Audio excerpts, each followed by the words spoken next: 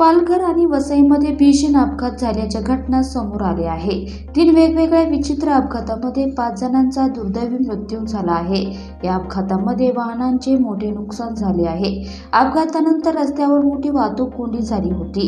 या तिन्ही अपघातांचा तपास पोलिसांकडून सुरू आहे। पालघर विक्रमगड पालीवाडा मार्गावर विचित्र अपघात झाला। भरधाव ट्रकने 6 वाहनांना जोरदार धडक दिली। या अपघातामध्ये एक महिला आणि एक पुरुष अशा दोघांचा जागीच मृत्यू झाला।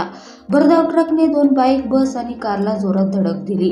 अपघाताची माहिती मिळताच स्थानिक पोलिसांनी घटनास्थळी धाव घेतली। ट्रक चालकाचा ताबा सुटल्याने अपघात झाल्याची माहिती प्रत्यक्षदर्शींनी दिली आहे।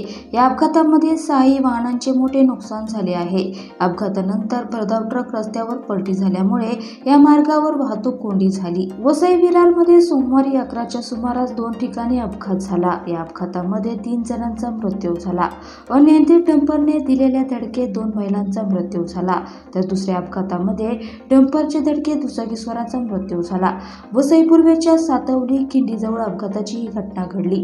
डंपर चालकाचे नियंत्रण सुटल्याने त्याने 2 महिलांना जोरदार धडक दिली। हा अपघात इतका भीषण होता की यामधील एक महिला डंपर खाली आली होती। या अपघातामध्ये रंजिता सरोज वय 33 वर्ष आणि बिंदा दिवे सिंग वय 50 वर्ष अशी मृत्यू झालेल्या महिलांची नावे आहे। वाली पोलिसांनी डंपर चालकाला अटक केली आहे।